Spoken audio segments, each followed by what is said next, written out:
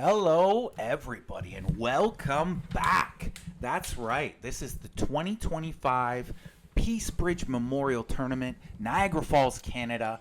Of course, hosted by the wonderful Howard Bertrand and family. And this video is being sponsored to you by the OverPower Mountain Podcast. Of course, we have two amazing contestants here.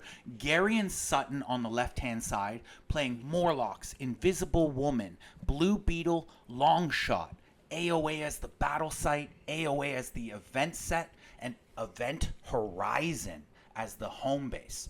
And then on the right side, you have Marcel, the OverPower G.O.A.T, rocking King Arthur, Spawn, Scarlet Witch, and old Doctor Strange in reserve, X-World as the battle site, Toronto, which is of course one of those beautiful, almost proxy-style cards of Marvel Universe that was grandfathered in the system by Jack back in the day. And then, of course, on the event set, I am using the new 30th Anniversary Edition, of course, featuring that amazing Ed event. No intellect icons may be used to attack.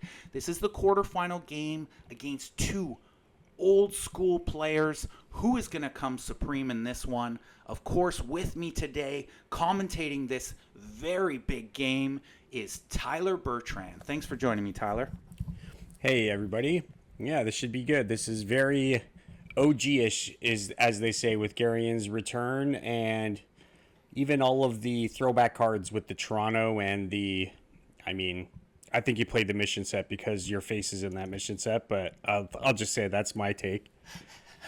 Fantastic. It was definitely a thought process to it. Let's see if I actually do play the G.O.A.T event in this game. Of course, with that being said, this game's about to start. It's going to be one fantastic game against two very strong opponents.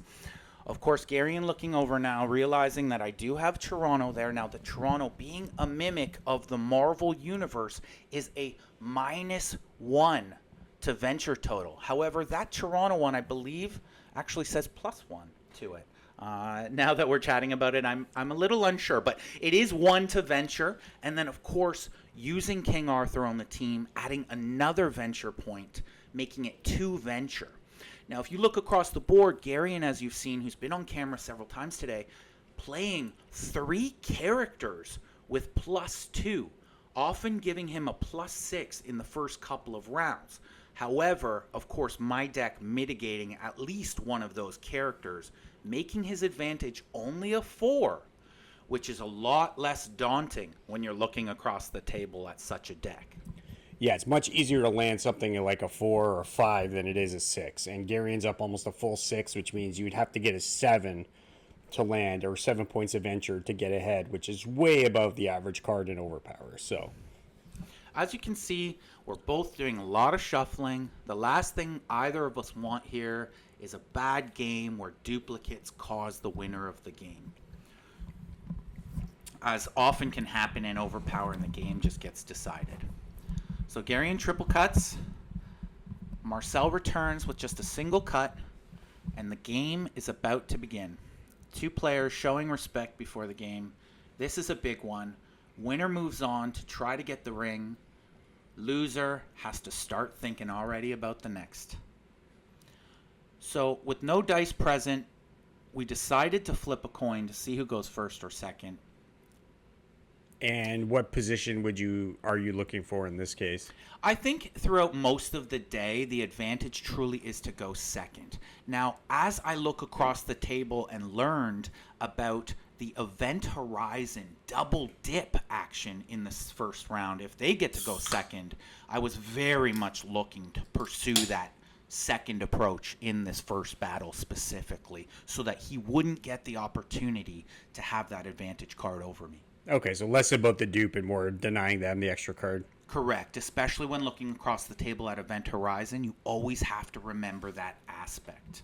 Right. Now, looking at our event sets, neither will truly damage the other person on their main suit. So let's see if either of the events come into play. I don't know if Garion has a main suit. It looks like he's got like a rainbow deck. It reminds me of one of my builds. That's what I like about it. Is he's got fighting, he's got intellect, he's got innate strength. I love it. Amazingly unique deck by amazingly unique player, and a great one at that. Now, obviously, looking across the table, one of your first thoughts is, I would like to eliminate that 8-stat character. But of course, with that knowledge in your mind, you're still letting him hold on to the advantage of the +6, which I truly find is what is almost the crux or power of his deck that people are just elusively ignoring. Yeah, and I think too that when you're dealing with a venture heavy deck, it's much easier to land hits, especially high hits, against 6 characters and characters that have difficulties defending. You're going to land a 7 against Invisible Woman more often than you will against the Morlocks in general. So as we can see, we're moving into the first hand here. Garion does have a discard as he did have to go first and not able to redraw for it. I have a full hand here of 8 cards, and I'm already placing some big things for him to deal with. An 8, and a 7. Already showing 23 venture in just 3 cards. Of course, looking across the table, he does have the Bwahaha, which acts as a 6, if successful, -4, so he is showing 10. Plus, of course, any activator from his site can be pulled with that Caliban that's placed on Morlocks. Looks like just an ally over on his other character, so I'm definitely showing heat on him, plus a card up. He can't be feeling overly great in this scenario, knowing his +6 is not as powerful. Yeah, I would say he's probably looking at being even at this point. He can fetch an activator with Caliban, which could get him the extra card back with a tuck or something, but whether or not he's willing to eat early damage that way is another story. And of course, down there on Toronto, I do place the 1/4 avoid for King Arthur, so providing a little bit more defense for my team as well. Yeah, that's what makes King Arthur unique. He's one of the few characters that does have 2 full defensive cards. So frictionless foam placed there, of course not showing any universe cards being placed at the moment, making that merely just a -3 to venture at the current frame of mind. Yeah, I probably wouldn't have placed that if I were Garion. I probably would have left that in my hand. And unless his goal is to maybe power mimic it or something at some point, but because I think that's going to just serve as a universe card deterrent, and you're just never going to get a universe card now, or one that's ever going to matter. So it's definitely something that a good player like Marcel across the table really will sort of visualize and see and potentially take advantage, especially in this first round where he's already up a card. Now, this is a very important match. As you can see, both of these players are going to look at this first battle as probably one, if not the most important battle out of the game. So, of course, placing now, looking like it's hitting a final spot. 4 cards placed on Garion's side. 5 cards placed on Marcel's side. 3 cards still in hand. Garion not having much advantage, being only at the +4. Potentially looking at holding a lot of venture to maybe bluff and act like he has better hand than he does. yeah, I'm trying to think what he'd be making out of this hand, because even your 4 less avoid can stop that ally. So it's not like he can even. I know he's got a fair bit of low cards in the deck, so your King Arthur 4 less is actually going to do some work here. This feels like one of those veteran moves where he's acting like he has a big hand, maybe going to go 2, really was always going 1 the whole time. And kind of just trying to act like he has a stronger hand. As you can see, I'm looking at frictionless foam, realizing it's not going to affect me other than 3 venture this round. And I believe you could stop that with the Goblin Queen activator based on the new rules, if you wanted to. No, I believe that card does not actually state for remainder of battle or remainder of game. Oh, really? Oh, okay. Yes. I couldn't remember if those had the text or not. Now, what Ty is implying is, as you can see, I am using X-World, one of the new transitional cards that happened when NAOL started their new rulings was that the Goblin Queen card is now an actual defensive card. So anytime Garion would play a card with the word remainder of battle or remainder of game, it would actually be able to be avoided or, in a technical term, negated from the other side by the Goblin Queen card, not allowing any more additional cards with those texts to be played for the remainder of battle. As you can see, Marcel not being intimidated by Garion flexing over, touching his ventures, pushing just a light 2, knowing that he has the card advantage in this hand, not willing to give it back to Garion. Yeah, this is something I learned as a... Oh, and he Apparently just drew an event? Apparently Marcel did go through. He actually did push the card advantage Yep. at Garion, and Garion discarded an event. Now, of course, he is not allowed to redraw for that event on his event horizon. Oh. Okay. I thought he was actually allowed to redraw for that. I thought at any point when he discarded an event, he could. Well, he didn't redraw for Maybe it in he that just chose not to particular because his moment. plan was to concede there. And, of course, he gave the 3 venture up very easily on the first hand. It looks like we're moving into the second hand here as well. So this is something I learned from playing some poker in my day, is that if someone is doing a lot of something else as opposed to letting their cards do the talking and they're not as stoic, like they are playing with their missions or they're using a lot of bluster to try to intimidate you, usually that's a sign of weakness, not a sign of strength. Now, there's always exceptions, but that's the general rule. So for all the other players who might see people doing crazy antics at the table. Oh, and that's a pretty... Definitely Is a that the great event that he played? Discard general all place cards? So, yes, Garion actually now played 2 different events. The event he chose was discard all placed cards. As you can see, I had an advantage moving into this round. Garion Wow. using that card to extreme advantage in his deck, as he now has the venture bonus again to you without having to deal with additional cards placed. Now, of course, basically making this game fresh again with the cards we drew in this hand. Yeah, it's a good thing you ventured 3 in the first round because you made those cards that you plays count, because otherwise he just cleaved off a boatload of venture and 1 protects to boot, so it's not like they're cards that you can just easily get back. So Ty referencing using my card advantage in the first round and actually not even having to use those cards, of course, benefit because now those cards are no longer available to be played. So as you can see, the game lightly in Marcel's advantage at the moment, but almost an equalizer of an event right there, bringing the game right back almost to an even match other than the venture totals. Of course, placing some heat right away, a teamwork there, and an 8 placed again. On Garion's side, placing the 7 any power. Did you see the frictionless foam that he almost discarded but picked back up? Okay. He did actually discard it. He then stated, I'm playing this event, repicked the card back up, which I did allow, of course. Yeah. And he then discarded the frictionless foam that was placed and kept the 1 in hand. I was just curious because you did place the teamwork there, and I was wondering if you're that was known or not at the time. So, of course, it was known at the time. I did know he had frictionless foam in his hand. You will actually see a unique play in this hand because of me knowing that information. Now, Garion placing out a lot of great cards here. As you can see, we're very almost evenly keeping this place advantage going with each other. Of course, getting out the basic shell of 1 to 6, 1 to 9, and the negate. Never good to look across the table at that. And looking across the table back at Garion, he is getting to place his leech, which of course means discard as many cards in his hand plus the leech, and I would have to repeat, discard as many of my cards in hand plus 1 placed card of my choice. Let's see if that card actually comes into play this battle.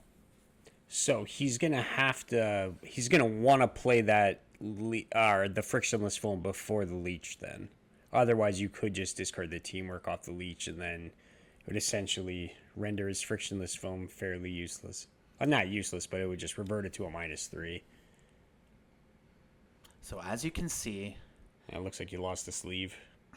it was a little humid out that day, and things were starting to stick together a little bit. Everybody's in the getting grand scheme. sweaty as they're getting nervous for the finals. So, He's showing me his leech. is he playing this? I think he's just trying to intimidate me Okay. by showing that across the table. I may have actually had a few questions in regards to it, just to okay. make sure I actually fully understood the card that I would have to discard would be my choice, Yes. not his choice.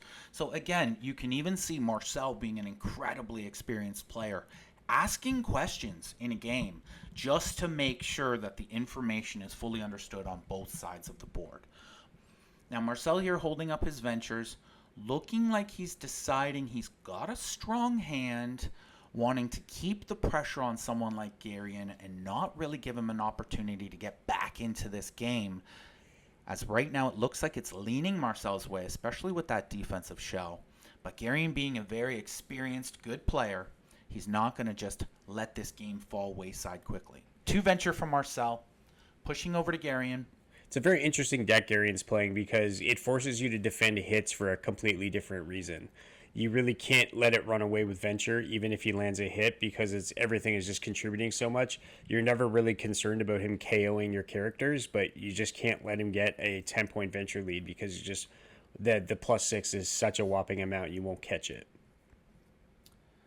And of course, the one thing that has already happened is both Garion and myself have already played against each other in the Swiss round. So we have experienced both of each other's deck styles and play already in this tournament, which often can lead to a unique playoff style game because both players may already know a lot of information, as I already knew the 1 per deck out of his battle site, and he already knew the 1 per deck out of my battle site. Straight 8 there, right off the go. Seems like a different style of play. I often find when you're playing against more experienced style players, you may have to actually change your style to start to try to get around how they basically understand the game of OverPower. Yeah, I've made similar plays before where especially in a deck like Garion's where you can almost count his defense. The point is you want to bait him into defending that with one of his activators that will win the battle, that could be worth a card or 2. So the goal is to trade 1 for 1 if he does defend it, and then hopefully shut down his ability to play something like a Power Mimic or a different type of activator.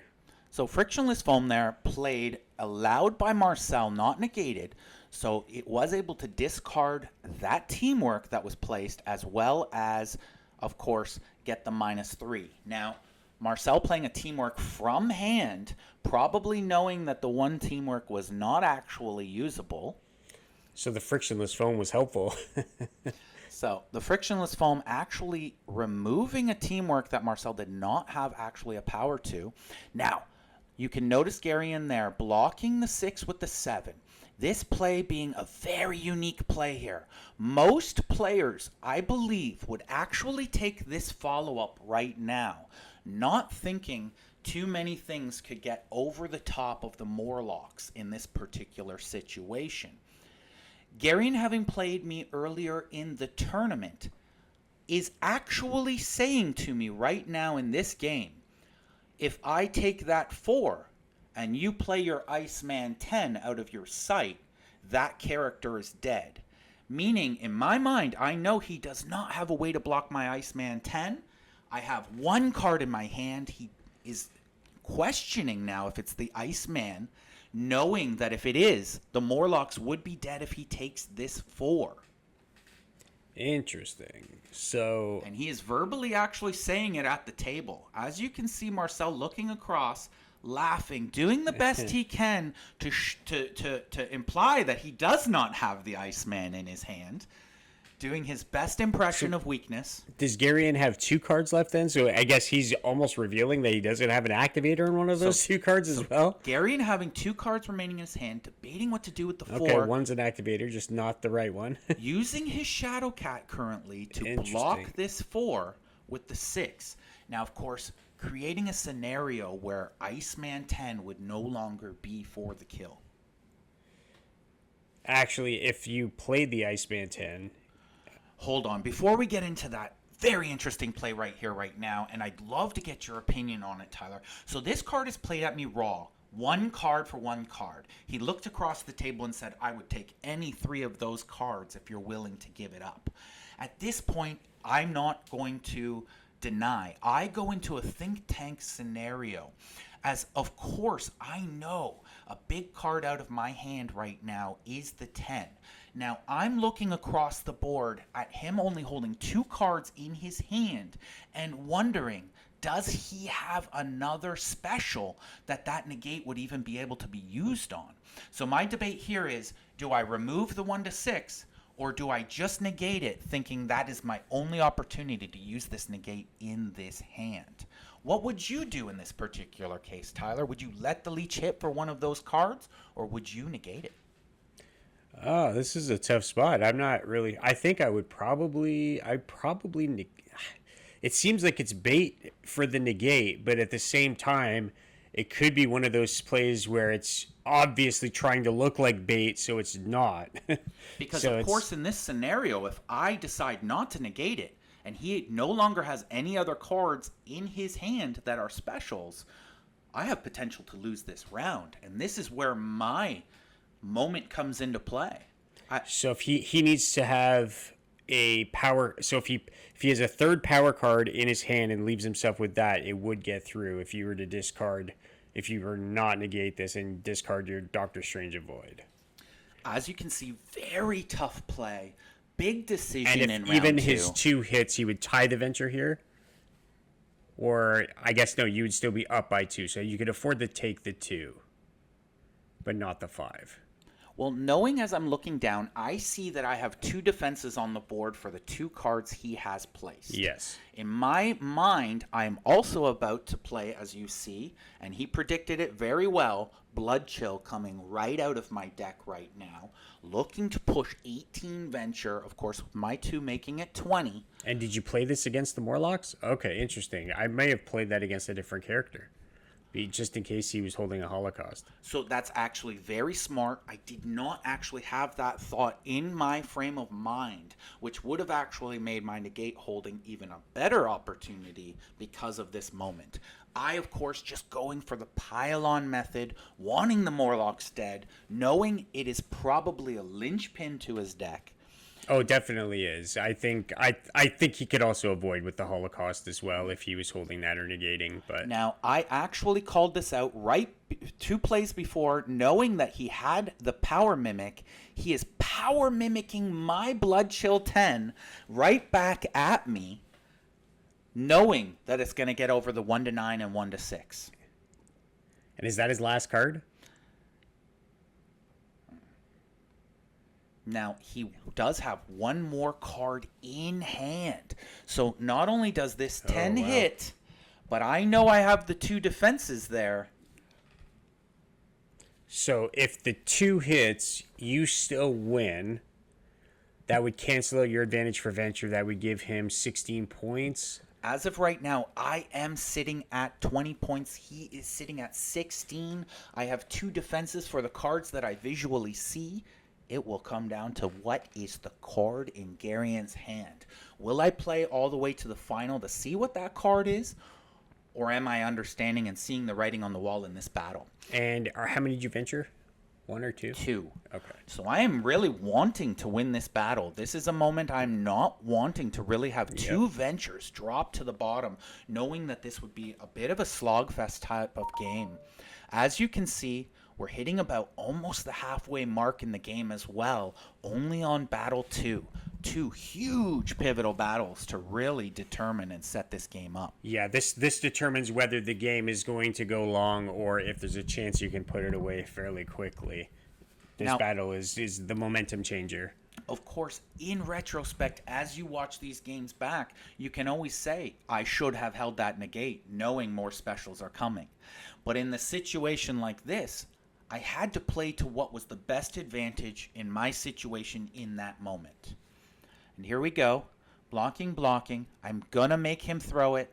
He has to throw it. I think that's the right play. It's not for the kill anywhere. I have to make him prove that he can win this hand. And based off his body language and what he's determining to do, let's find out if he has a card.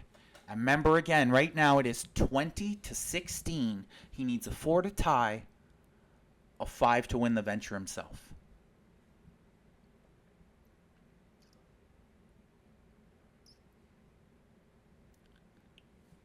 And it is the Holocaust.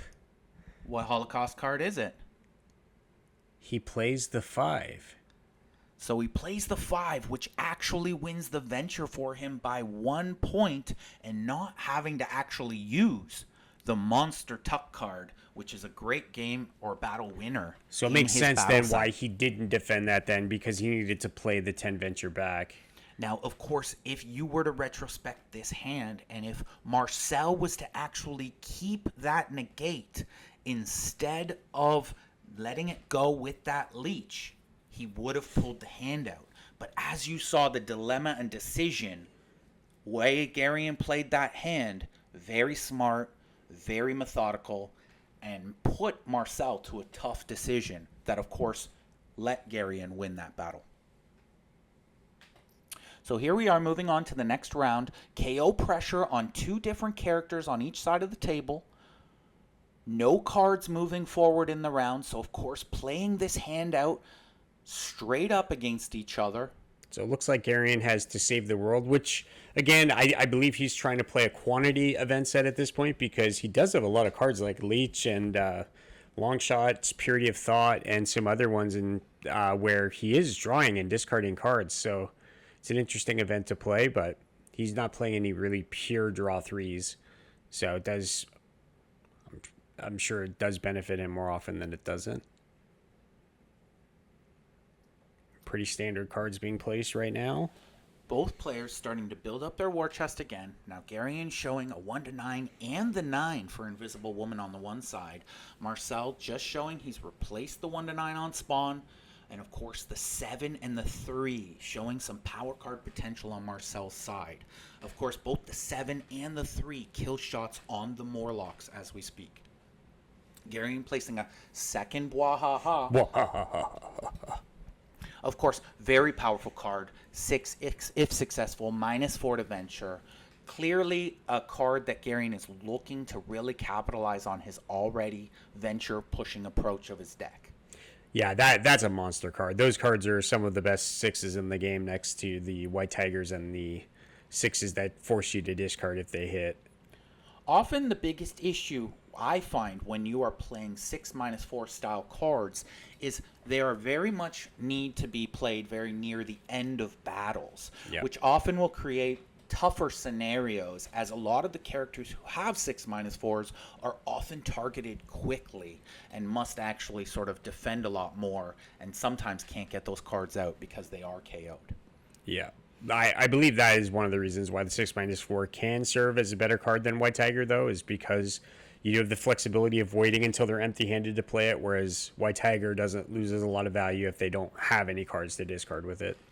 Garion placing the new 4 multi from the ERB play power card set. Marcel on the other side opting for the 3 multi from the DC Batman. And of course, as you can see there, the 4 multi rare from IQ Black Bolt. And the vintage 5 Any Power Black Cat, my dad's favorite card. Of course, given out way back in the day as a Legion promo, and then further on after at conventions. So now, as you can see, both players very even on cards and trying to figure out how to maneuver against very experienced players. This is a very tight game. Both players playing very strong and both decks holding up, not really giving a lot of dupe advantage to one player or the other. I do think you can afford to lose King Arthur at this point of the game. He can't afford to lose Morlocks, so he has to put himself in a venture situation where he can venture for the win, because if the game just goes long, he will eventually lose in Power Pack. Now, I'm assuming he's pushing at King Arthur, hoping to eliminate my ability to have any venture total without cards on the table, thus giving him his advantage lightly back at a +5 if King Arthur dies. However, I believe you are correct, and in my mind right now, I am very much willing to trade Arthur for his only 8 stat character on the other side of the table. Also knowing that I've only seen a couple of Morlocks cards, but I'm thinking more of the discards due to the possibility of power cards or additional cards that only Morlocks can play. I mean, other than a 7 any power, I believe he's playing 6 characters. I doubt he has a 7 fighting power card in his deck for long shots, so if he does lose the Morlocks, he probably has the 7 any power as there's only 7 left. So 4 make an additional coming across the table, not actually for the kill, but Marcel electing to block it with the 5 any power on his side. Now that was the Supe, so that's from the any home base. He does not need to declare who the follow-up is from until he makes the follow-up. actually, the new any characters are similar like that because the wording was changed to match that of the assist cards. Now the Bwahaha, as we just mentioned, being thrown early in this round, thus Marcel probably having a block of some sort for such a card. Now Garion might be throwing that Bwahaha out, trying to gain some big defense, or that hoping that 1-9 might have actually been played there.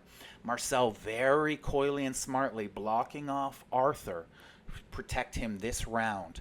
Of course, looking across the table, not seeing any universe cards placed, thinking Arthur is probably at least safe for this round.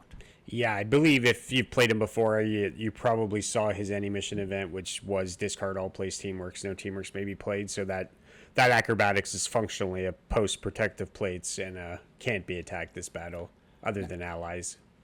As you can see, Marcel throwing a 6 across the table, not wanting him to have the ability to use that 4 as a defense, and trying to make him have the want to throw it, and thus making Morlocks even more susceptible to attacks.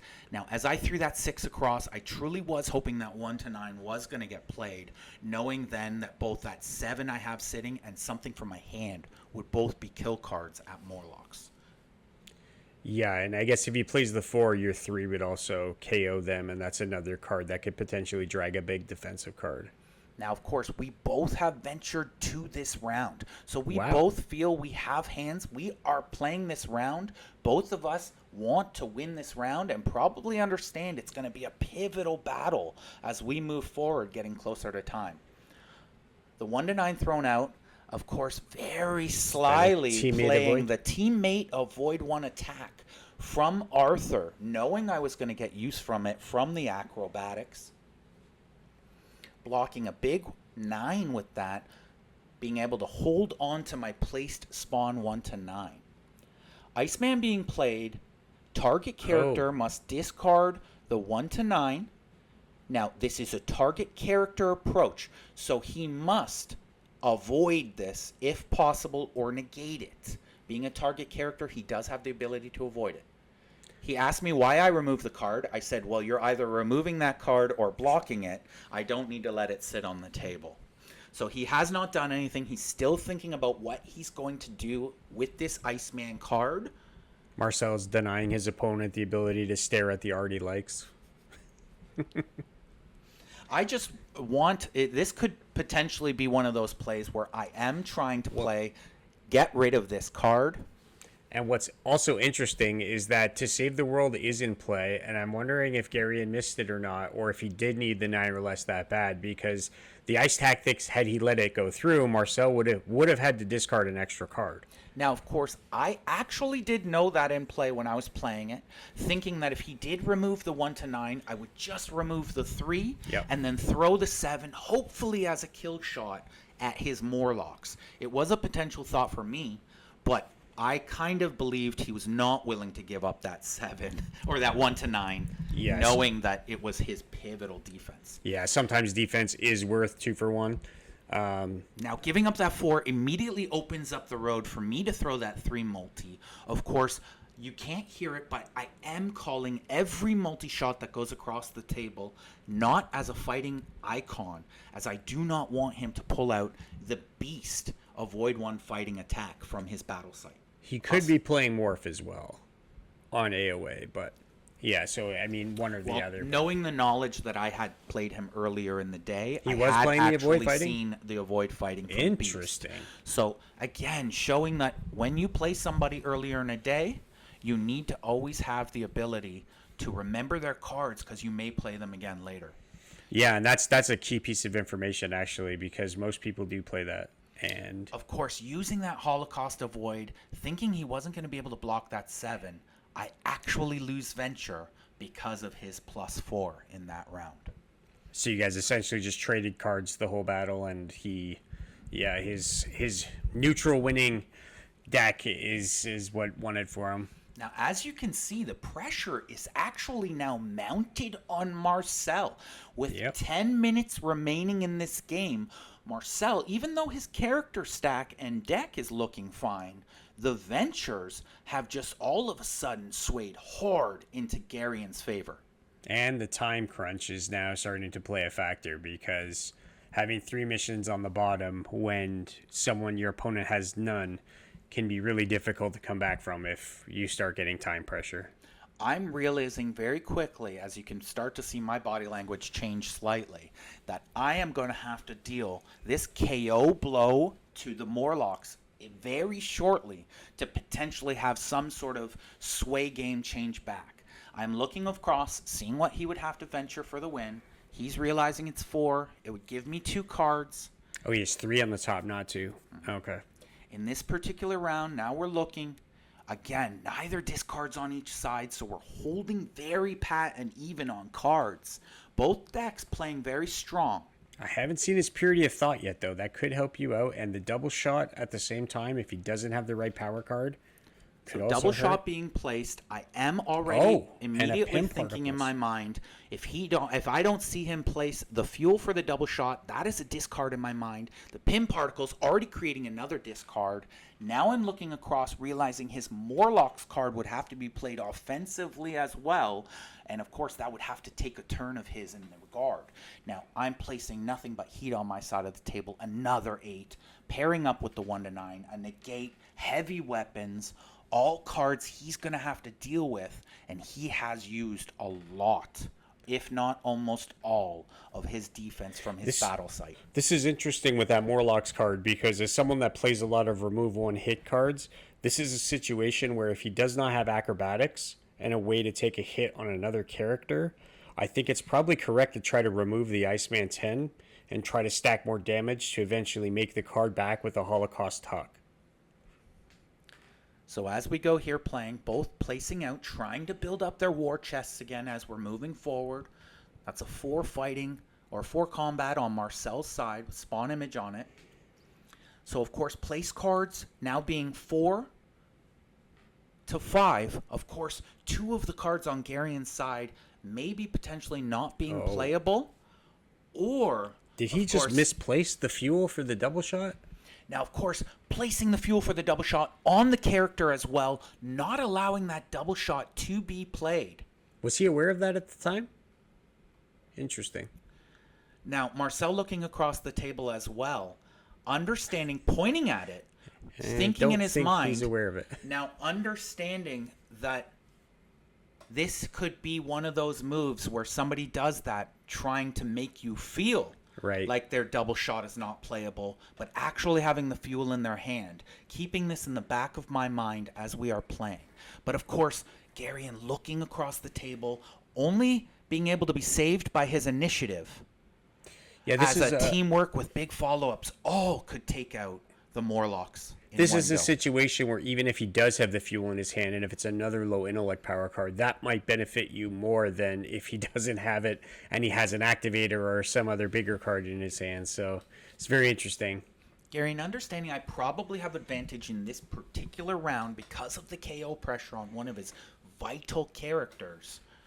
And of course on my side showing a little bit of team defense as well as the negate. So protected against most things that could potentially come from his side. And that character also having 3 place cards as well. So there's no real way to get out of that unscathed. So, of course, Garion placing the 8, the remove, and the Pim's particles. Now, probably knowing that he's only going to have initiative and be able to get maybe one of those cards off of the character potentially before I come at him for the kill. Very interesting. As you can see, 5 minutes time ticking down, this battle being probably way more important for Marcel than he potentially realizes. This is a battle I think Marcel either has to win here or the game might just slip away. Yeah, even if you lose one mission here, that could put you in a hole for where you won't be able to venture enough to make up the difference in a last hand type of situation. Now, of course, understanding that The players, other than their mental clocks in their mind, do not have a physical representation. So neither player actually knows the time is this close. And of course, with two great players like this, nobody wants to win on time. We just want a good game where it finishes properly. Yeah, and I mean, you're probably, you may not know the exact time, but you're getting the inkling that it's probably starting to go long at this point, but probably don't know whether it's 5 or 15 minutes left. But of course, with this game at such a pivotal, vital battle, I'm understanding that I need to start moving ventures into a more positive way, as he is at a spot where he can venture for the win, probably at this point, for the next 3 hands, he could probably venture for the win, depending how he maneuvers his ventures on his side. So yeah, myself knowing that for the next 3 hands, I am on my back heels and must change this game. Of course, being very happy with the cards I have placed, knowing that if he runs, I have place advantage moving into the next hand. Now, Garion again flexing on his cards here, knowing he does not have a powerful hand, gesturing like he's going to go 2. Let's see if he goes 2 or pushes it back to 1. Again, maybe this is a moment where Tyler, like he mentioned before, feigning the strength to show that he maybe has a stronger hand, but knowing he's actually weak. Could this have been 2 tells that we noticed on his side? This is one of those situations where I think if I were seeing this in a different game, I would probably consider venturing 3 if I was going to venture 2, just because of that action, just because of that reaching for 2 missions and putting 1 back situation, when it's obvious he doesn't really have the juice here to be fighting this hand. Now, of course, again, I'm knowing that things are starting to creep up. I know I have to win this hand. In my mind, this is one of the, if not the, most pivotal battle based off where our venture is. But in my mind, Morlocks has to be KO'd. This is my avenue back into this game. And at this point, there's very little Garion can do to stop that, other than in acrobatics, but you have a full any-power teamwork place where every follow-up is going to be a kill shot. So it's going to be very difficult once the battle starts for him to keep them alive. Now, of course, always remembering, even if I'm a card up, I always have to factor in his +4. It always has to be remembered. So as you can see, I'm venturing 2 from the top.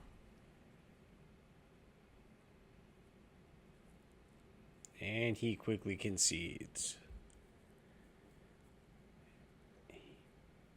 And he had an X. He did have the other intellect card in his hand, so he did have fuel for the double shot. It was not a mistake. Unless that was a higher intellect power card, but I believe it was. I believe it was lower. Yep.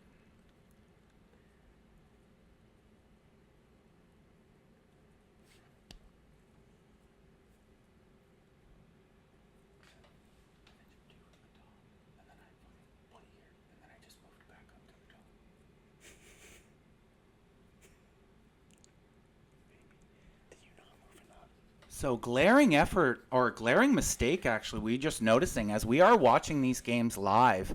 And if you just noticed, I actually venture 2 from the top, but actually accidentally place it down into my reserve missions as I ventured them. And then thus just returning the 2 that I just ventured back to the top, not actually gaining any venture back for myself. So you Hades'd yourself.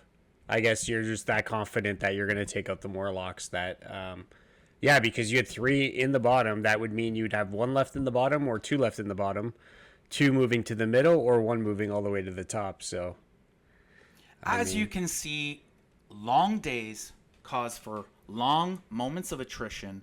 What a pivotal mistake, especially coming up to the end of the round. Does it cost Marcel the game? Maybe you notice it later on when you go to venture again.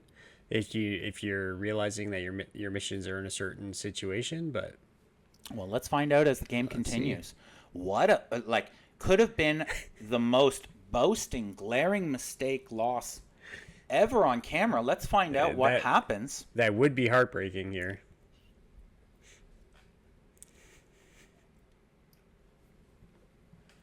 here we are. Of course, you are seeing last hand up at the top. That would be tough too if Garion does manage to. I believe we're actually playing this. So if would this be considered last hand then? So they did come down and they did say to us last hand. Now, I believe we are playing one more hand. I believe we are playing one more hand after this. Okay. So. And I'm starting to count the venture, not realizing my mistake that I had already done in the last round. And as you can see, even great players make such mistakes in big pivotal games. The only thing that catches everything is the camera. So, maybe you're noticing it now, or you're just counting your last hand. So we are now figuring it out. This is last hand. As you can see, I have played the Ed event, which is no cards with an intellect icon may be used to attack. Of course, Garion having one card across the board right now that may not be followed or thrown my way. Well, it's actually two, because the double shot, I think, requires an intellect follow-up. So he could play it defensively, but that it would be two attacks that you avoid. So as you can see, we're both doing math. I am just figuring out if he won and concedes, if he could win this game. As we see, if I would have moved my ventures properly the last round, this would have probably been a very, very quick finish here, and not a lot of mathematics would have occurred. Yeah, that's true. I mean, if you do manage to pull this out still, it's got to be heartbreaking for Garion to know that he did have a free battle here and still couldn't put the game away. So. Well, at this particular time, I think tough. Garion should realize this was like you said, a blessing hand where he still had an opportunity to win. Yep. Because this game probably should have been over right here, right now, with the handful of cards I have. Plus, if those two ventures would have moved up, of course, there would have been so much difference. Now, again, my mistake. That is not something that you can blame anybody for but yourself. Yep. But, of course, should it cost me this game, it is something that I would never forget to do again. Yeah, this is something that a lot of players like. This happens almost once per tournament, at least while we're commentating. So there's always somebody that makes a mistake. It is on the onus on you as the player to catch your opponent and to make sure that the game goes the way it's supposed to. So as you can see, because of my mistake in the previous hand, I actually have to venture 3 in this hand and give him a card to potentially win this on venture because of my misplay in the previous round. I'm doing the math. As you can see, I did all the math there. I took my time. Last hand is, of course, the most pivotal hand in a match when you are playing, especially in the quarterfinals. I'm venturing 3, of course, knowing that event is in play and could potentially, at this point, I'm even naming cards that he can't play. Invisible Woman 3, another Bwahaha. I'm even naming potential cards from his battle site. Yep. Knowing that none of these cards can come across at me. And, of course, as you can see, looking at the board right now, I have nothing but phenomenal cards in my hand. Yeah, I believe the only card that you can't play would be your Havoc 3 draw 2, correct? Correct. I think out of your battle site. Now, of course, if that Havoc draw 3 or draw 2, 3 is in my hand, I am allowed to keep it in this battle. Right. Yeah, if that's your only Havoc card, it's not a discard, regardless if you can play it or not, due to the new rules. So this being a really big battle, now, of course, that event being my event, every venture point going to count tremendously in this round.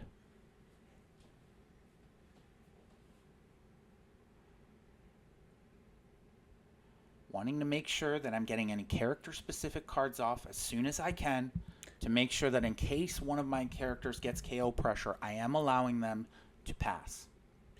Yeah, and once it is last hand, and especially in a game that means a lot, like the quarterfinals, that's when the pressure is off you. Not the pressure, the time pressure is, not the pressure to actually perform, but you can take your time and make sure that you dotted your I's, crossed your T's, and you know what's going on. There's no point in rushing through the last hand. Now, of course, in this particular scenario, I am realizing that he will have to use an offensive action for that Morlock's card. So my mental space is pressure, pressure, pressure, never allowing him to play that remove. 6 energy teamwork coming across.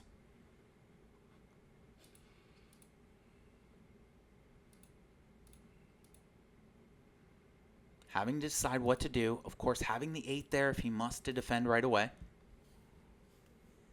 Blocking with the 8. Giving up 2 venture points already in that round. Of course, counting every small interaction. This is what is interesting about Garion's deck, is he can afford to play his high power cards to defend because he has that +6, +4. Now throwing probably what I believe is one of my lowest attacks, knowing that it's for the kill and will actually remove a card, so he's going to be forced to block this unless he wants to lose that Morlock's card. And knowing that the 4 could be potentially a card he would take because of his venture advantage, that is one that I want to make sure he is forcing himself to block. This could be a candidate for the double shot if he's playing something like a 2 intellect power card because he can't throw it, and 2 being so low, the double shot does give it a little boost. So we'll see if that's an option, but we can't see his hand, so He's quite a few cards in his hand, so there's still a lot of round to be played here. Unknown how this game is going to finish. But of course, as you can see, the body language on Marcel's side looking quite relaxed. Looking like he has this under control. Classic Marcel walking away from the table, letting his opponent fester. He had it so much in control, he decided to give himself the handicap of 1 full mission's worth of venture. If I were Garion in this spot, though, I would consider playing that Morlock remove on that 10. I think it's going to actually free him up and do more than the venture will. And, oh, wow, he lets them die instead. Okay. And, of course, in my mind, losing a card right away, I have regained another card advantage as he just lost that Morlock's remove. Yeah, that's a big deal. I mean, of course, looking across the table now, realizing my venture point, what I can continue to throw at him now, and realizing I just see a 6 that could potentially come my way, I'm starting to feel more and more relaxed as this hand is starting to play out. Yeah, I really don't see... I mean, his deck has some tricks in it, but... As you can see, when you're playing against a deck like Garion's, he's really looking for that win within probably the first 5 hands, where he's leaning on his venture total advantage. Yeah, I don't believe a deck with mostly 6 characters in this case is really designed to go to the power pack. Kill shot coming across the table as in any power teamwork on King Arthur. Looking into the battle site, looking at the cards used. I'm assuming maybe a Storm card, no universe going to be played. Which is one of my personal favorite cards from X-World, which is there we go. Of course, huge. Pushing any follow-up attacks not allowed to go against King Arthur, thus protecting him from that string. And getting his teammate Avoid in play as a guarantee, if possible. Of course, there you see he has to make the follow-up attack on spawn, can no longer go on King Arthur for the kill. Being any power. Now, Marcel is keeping in his mind cards that could potentially come across the table at him, as well as what he can throw back at Garion the other way. Taking the 6, giving Garion back the venture total for this moment in the battle. Currently sitting at 12-6 on the venture total. Yeah, that is one of the unfortunate things about killing Morlocks. There's a lot of cards he can't play, but he does maintain that venture trick that he started the game with. Let's see how this hand starts to shake out. Marcel, again, probably trying to play as many of his character-specific cards so that he doesn't get forced into a scenario where he has to keep a character alive. Heavy weapons coming across the table at Blue Beetle, knowing he's going to have to use a special card defense to defend that, as Blue Beetle is only a 6 grid. Now, of course, knowing that if he has a 3 intellect, he does have the ability to defend with that double shot. Even a 3 multi in this case would work as well. But of course, knowing that that would only probably benefit my mind and my aggression as this hand is playing out. Garion deep in the think tank, trying to figure a way to win this game.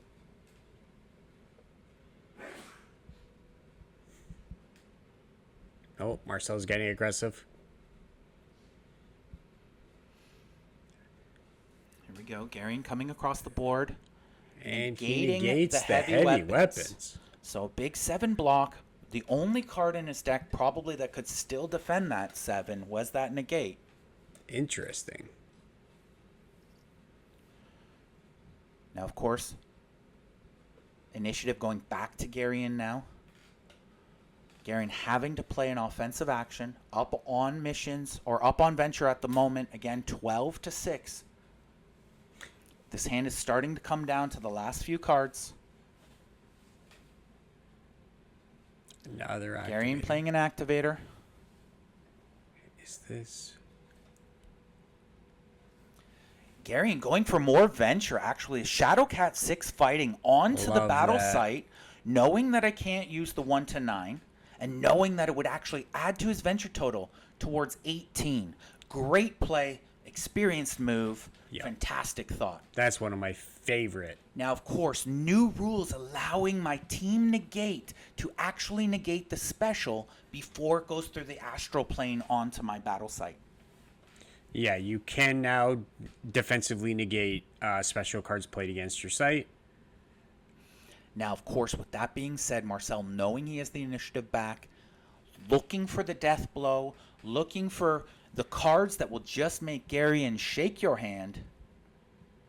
Another teamwork from hand. Unexpected. Of course, seeing the teamwork that's placed, just probably dropping Garion's hopes to almost nil at this point. Yeah, I can't see what he has left at this point because he's not playing his own teamworks here, and he doesn't have numerical specials that are high enough to really compete.